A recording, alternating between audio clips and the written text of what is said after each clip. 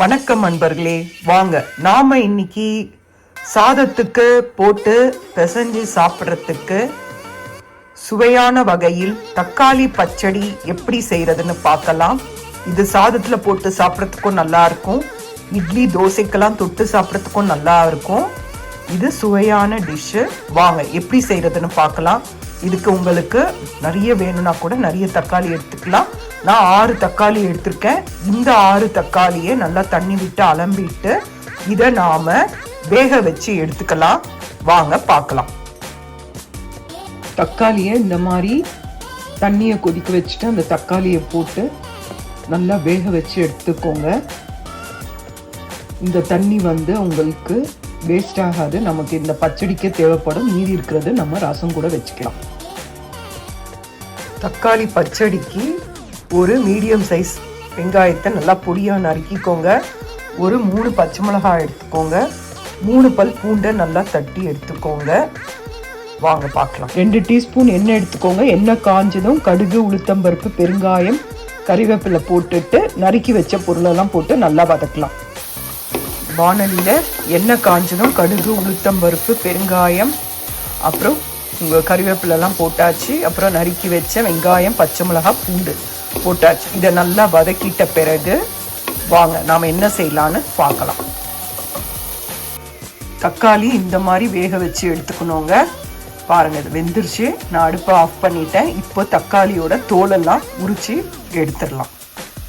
இது நல்லா வதங்கட்டோங்க. நல்லா வதங்கட்டும். அதுக்கு பிறகு உங்களுக்கு காரம் நிறைய சாப்பிடுவீங்கன்னா நீங்கள் பச்சை மிளகாய் கூட போட்டுக்கோங்க. நாம் எப்படியோ கொஞ்சம் மிளகாத்தூள் ஆட் பண்ண தான் போகிறோம். அதனால் நான் 3 மிளகாய் எடுத்திருக்கேன். உங்களுக்கு கூட வேணும்னா எடுத்துக்கோங்க. இது நல்லா வதங்கட்டும். வேக வச்சு எடுத்த தக்காளி இதை நான் தோலெல்லாம் உரிச்சு எடுத்தாச்சு. இதை பாருங்கள் தோல். இப்போ இதை நாம் கையில் கரைச்சி கையால் நல்லா கரைச்சிக்கலாம். சரிங்களா? மிக்சியில் போட்டால் டேஸ்ட் போயிடும். அதனால் நாம் இதை கையில் தான் கரைக்கணும். கையில் நல்லா கரைச்சி எடுத்துக்கோங்க. இந்த தோலில் சிலதில் கொஞ்சம் சதை இருக்கும். அதனால் ஃபஸ்ட்டு இதை நல்லா கொஞ்சோண்டு தண்ணியில் இதை நல்லா ஒரு வாட்டி கரைச்சிட்டு அந்த திப்பியை எடுத்து போட்டுடுங்க.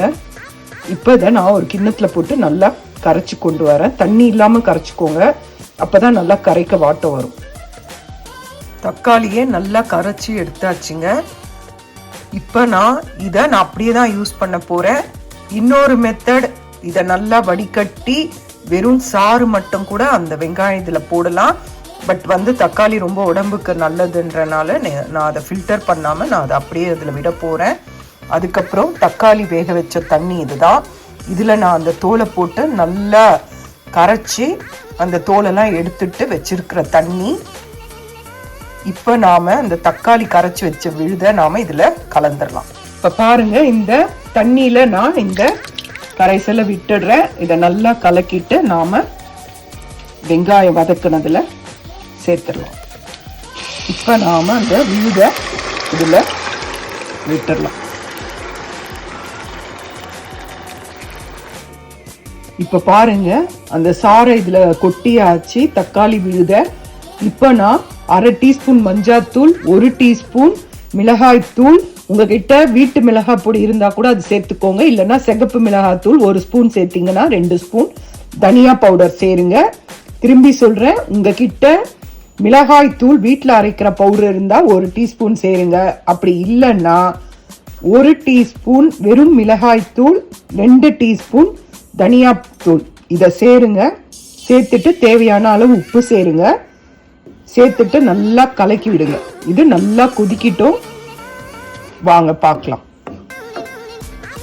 இது ரொம்ப நல்லா இருக்குங்க. சாதத்துக்கு போட்டு சாப்பிட்றதுக்கு ரொம்ப சுவையா இருக்கும். இப்போ பாருங்க, நல்லா கொதிச்சிருச்சு. 1/2 டீஸ்பூன் ஜீரா பவுடர் போட்டு ஒரு நல்லா கலக்கிட்டு கொத்தமல்லி தழை போட்டு ஆஃப் பண்ணிடுங்க. இது சூப்பரா இருக்கும்.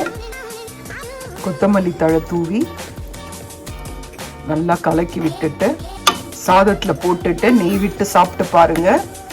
ரொம்ப அருமையா இருக்கும். தக்காளி பச்சடி ரெடி. டொமேட்டோ பச்சடி இந்த வீடியோ உங்களுக்கு பிடிச்சிருந்தா லைக் பண்ணுங்க, ஷேர் பண்ணுங்க, சப்ஸ்கிரைப் பண்ணுங்க.